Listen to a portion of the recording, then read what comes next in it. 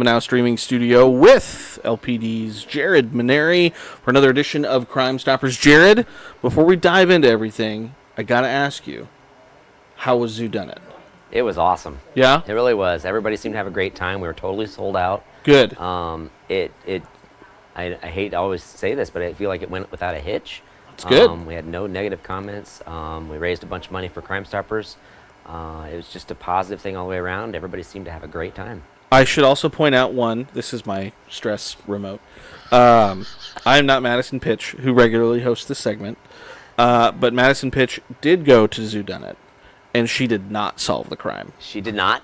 She did not get it. She told me she ran out of time. She got the fingerprint station, and then she didn't even get to do the fingerprints, and she was so looking forward to that part of it. So, maybe next year she'll get a little better chance at it. Well, and hopefully next year, again, this was the first time you guys did this Whodunit. Yep.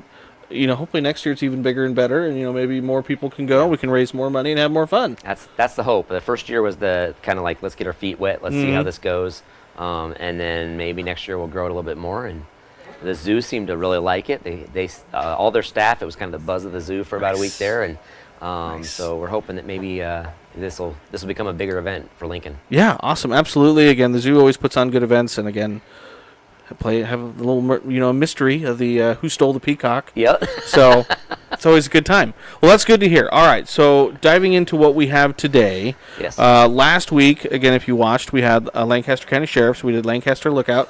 Today we're kind of just back to our regular old Crime Stoppers segment. We got a couple crimes that we need some tips on. Yep. So what are we talking about first? First one we got is a burglary. This is out at the Dairy Queen by 27th and I-80, and in this case, this happened just this last Friday, and it was a pickup that pulls up in the lot here that you can see. He ends up parking just across it's kind of across the grass, basically an adjacent lot from the DQ. He sits there until the staff from the DQ leave shortly after 11 o'clock at night, and then he goes over and he just kind of wanders around the DQ building, checking it all out, probably just to make sure no one else was still inside. Eventually, he takes a concrete planter from somewhere outside the building and throws it through the glass door, which actually I think that's what you see there. There it goes. There goes the planter. Goes through the window, and of course there he follows through. That's not all he does with the concrete planter. He basically takes that back to the main office, and he ends up beating on the door to the office of the store. He doesn't get in. Which and obviously here we see him trying to go through the ceiling instead. Yes, he decides I'm going to try this way, which I guess credit for him thinking outside the box. Yeah, right? Points for ingenuity there.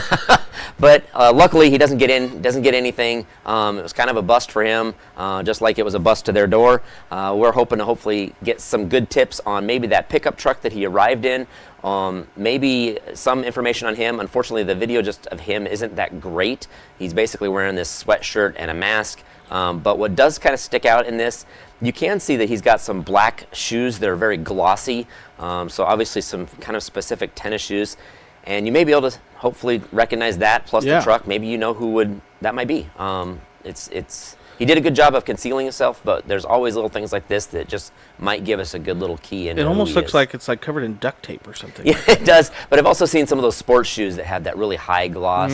Like, I don't know if they're Jordans or what, but it could be possible that that's what it is. I suppose maybe he was covering it in duct tape. It was raining when this happened, so maybe he just didn't want to slip and fall. Exactly. After he got away with whatever he tried to get away with, which he didn't get away with anything. Yeah, so, yeah. And then there's, again, and that's the blurry, pickup truck. but that's the pickup. Looks like a dark, maybe Ford F-150 or something like that. Yep, something close to that. We do know that it's got some running boards along the bottom there, and the back end of it appears to be tinted. We're not sure about the front windows, but that back end does appear to be tinted, so maybe it just rings a bell with somebody.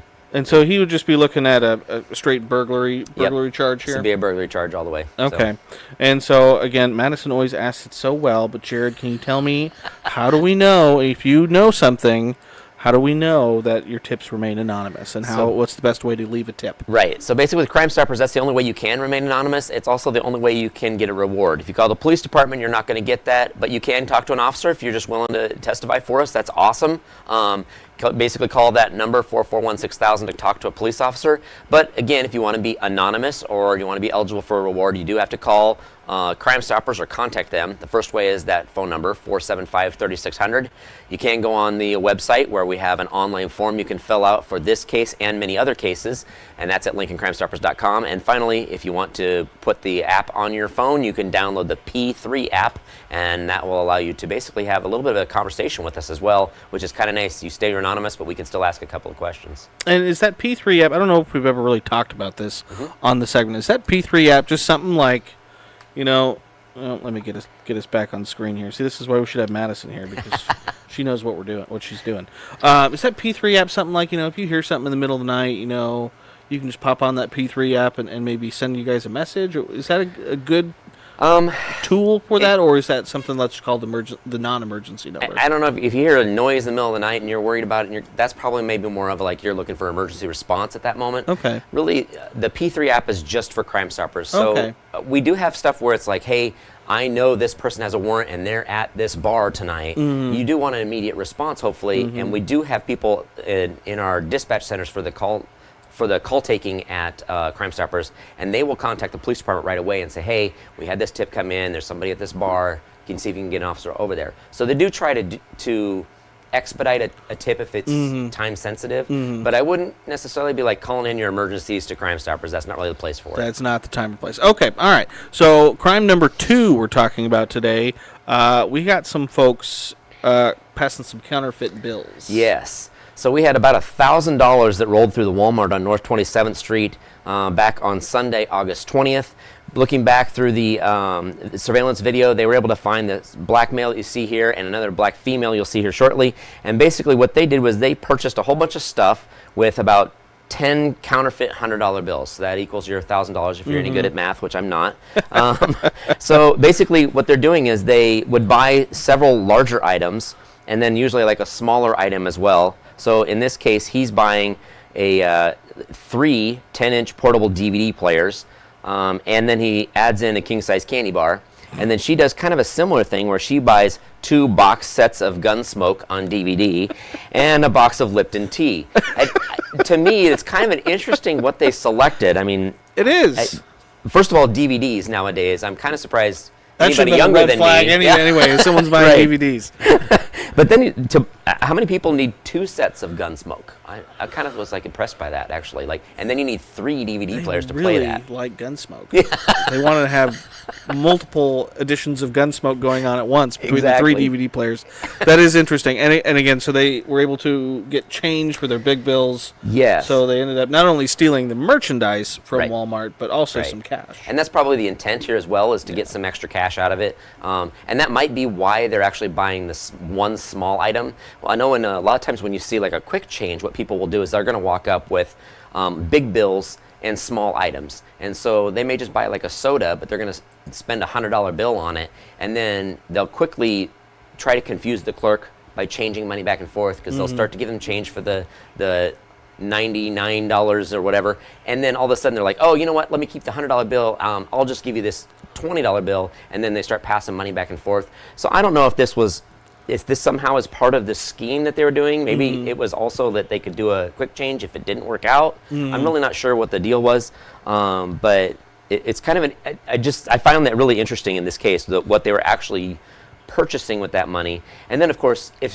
somebody happens to know where these awesome Gunsmoke DVDs are at, or where the DVD players are Jared would want them. I want to know where they are. Maybe not for my personal use, but definitely for professional use. Yeah, and I would imagine, again, based on what these individuals bought, they still have leftover counterfeit bills to spend. Yep. Obviously, most businesses, they have the marker to make sure it's counterfeit, but again, maybe if you're watching, you can really double check those bills that come across your business. And I would say these probably, I personally haven't seen them, but I do know that all these bills had the exact same serial number. So if you get multiple of one bill, of a $100 bill, maybe they give you 3 $100 bills. It's never a bad idea just to look at those bills just to say, hey, do they have the same serial number? Even just the last couple digits might key in. But obviously there's all kinds of stuff in those bills nowadays to kind of give you an idea that it might be a fake bill.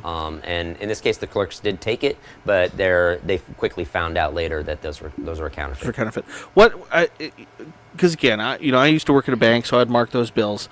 But in a scenario like that, what would you recommend to people? Because if you all of a sudden say this is a counterfeit bill, you could start a confrontation. Sure. I know that's something we want to avoid. I guess maybe what's the best practice there? And some stores don't do that. They'll just intentionally just take it and take the loss. And you'll see that in some other crimes with retail stores. They sometimes will just take the loss because they don't want the lawsuit that may evolve from it. Unfortunately, that's just kind of the day we live in right now. But if you do have something like that, it's going to really, first of all, it's going to depend on your corporate decisions, what they want you to do with it. But if you're in maybe a smaller business or your own personal business, it's never a bad idea just to get one of those little markers, because if nothing else, then you can just blame it. Hey, this marker says it's fake. I really can't take it. And sometimes they'll just take off right then and there, or they'll take the bill back. Obviously, for us, we would like you to keep the bill, so we have it as something as evidence. One thing to note, if you do get something you think is a counterfeit bill, don't hand it to all 20 people that are on duty that day and go like this and look in the light and stuff.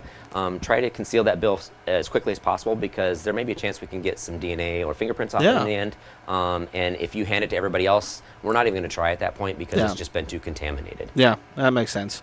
And a lot of businesses nowadays don't even take $100 bills at this point. Some don't, yeah. I haven't heard of too many, but yeah, it's very possible. Cash is cash, but I know some folks just don't want to even deal with this possibility. All right, so again, one more time, Jared. If you know something, again, about these two individuals, again, counterfeit bills over there at North 27th Street, Walmart. If you know someone who all of a sudden has 2 copies of the Gunsmoke DVDs, how can they let people know? Okay, you can give us a call at the police department, 441-6000. If you want to talk to an officer, you can obviously give a call to Crime Stoppers itself to remain anonymous, and that number is 402-475-3600. Feel free to go online at LincolnCrimeStoppers.com for this case and many other cases we are looking for, and you can give a tip on there through the form that we have on that website. And then finally, the P3 app we were just talking about, where you can download that to your phone, and then it's at your fingertips at all times. Awesome. All right, pretty easy peasy today. Is there anything else that we're missing? Anything else we can talk about? No, I think we're doing great. Awesome. All right. Well, again, geez, man, I don't know what Madison's always complaining about. That was a bunch of fun. It's probably me. I wouldn't say that, Jared. I wouldn't say that. All right. Well, Jared, again, thank you so much for jumping in and joining us today. Thanks, everyone, for tuning in and for watching. As always, again, this is regularly scheduled segment every Wednesday. Jared, I think we have you back next Wednesday, right? I think so, yeah. Yeah, but we got UNLPD now, Lancaster County Sheriff's Office in there, too, so it's hard to remember sometimes. It is. All right. But appreciate everyone for tuning in, for watching. As always, keep it tuned to 1011, both on air and online, for all of your latest news.